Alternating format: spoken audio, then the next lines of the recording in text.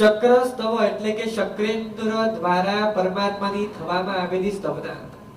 તમે જાણો છો આપણે રોજ ચૈત્યવંદન દરમિયાન નમો થોણમમાં પરમાત્માના વિશેષણોથી પરમાત્માની સ્તવના કરતા જ હોય છે કે પરમાત્મા તમે લોગુત્તમ આનંદ છો, લોગનાહણમ છો, લોગહી આનંદ છો, લોગપૈમાનંદ છો, અભયનાયણમ છો, ચક્ષુનાયણમ છો.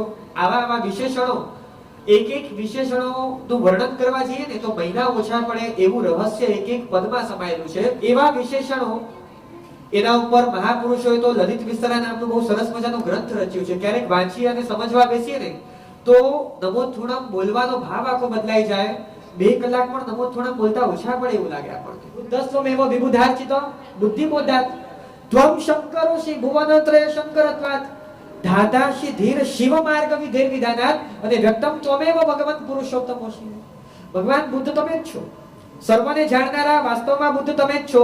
પરમાત્મા આખા વિશ્વનું જે શુભ કરે ને એને શંકર કહેવાય. સાચું કહો, આખા જગતનું શુભ જેવું પરમાત્મા કરે છે એવું આ બીજું કોણ કરે છે?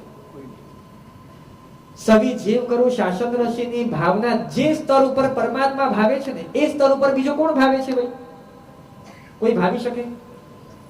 આપણે ગાઈ શકીએ, બોલી શકીએ, ગીતો વગાડી શકીએ, બહુ તો તમે વિચાર કરો આ એટલી અઘરી ભાવના છે અને આવા જીવદળ, આવી ભાવનાઓથી ભાવિત થનારા જીવદળ કેટલા ઓછા તમે જાણો છો? બોલો તો અવસર પીણી કાળમાં સૌથી પહેલા મોક્ષે કોણ ગયું? કોણ? હા, મરુદેવા માતા. છેલ્લે કોણ ગયું? જંબુ સ્વામી. એની વચ્ચે કેટલા ગયા? એની વચ્ચે કેટલા ગયા? અસંખ્યાતા જીવો મોક્ષે ગયા. તમે સમજ્યા? અસંખ્યાતા જીવો. આ તો ફક્ત ભરત ક્ષેત્રની વાત ચાલુ છે અને એ પણ આ અવસર પેઢી કાળની જ વાત ચાલુ છે. એમાં મરુદેવા માતાથી લઈને જંબુ સ્વામી સુધી અસંખ્ય જીવો સિદ્ધ થયા. અસંખ્ય જીવો. અરે ખાલી ઋષભદેવ થી અજીતનાથ સ્વામીના અંતરમાં જ અસંખ્ય જીવો સિદ્ધ થયા છે.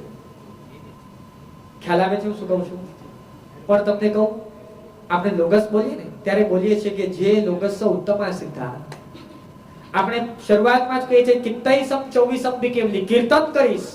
કિત્તૈસમ કીર્તન કરીશ. કોનું? તો કે 24મ ભી કેવલી, 24 જ કેવલીઓનું.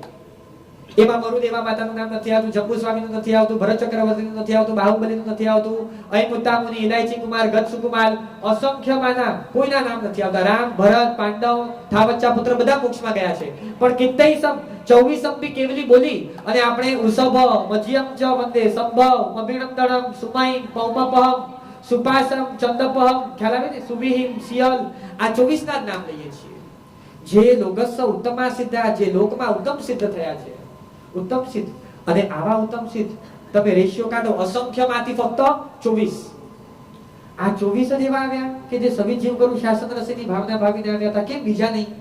આવા જીવદળ બહુ જ ઓછા હોય કે જેમના હૃદયમાં સવી જીવ કરું શાસન રસીની ભાવના, ઉત્કૃષ્ટ કરુણાનો ભાવ તીવ્રતાએ હોય છે. તીવ્રતાએ ઉત્કૃષ્ટ કરુણાનો રસ. અને એના કારણે જે આ પવિત્ર પુણ્ય, એને માટે મહાપુરુષોએ લખ્યું કે આખા જગતનું શુભ કરનારા, શુભ ચિંતવનારા, સમવસરણમાં બેસીને આખા જગતનું કલ્યાણ કરનારા શંકર કોણ?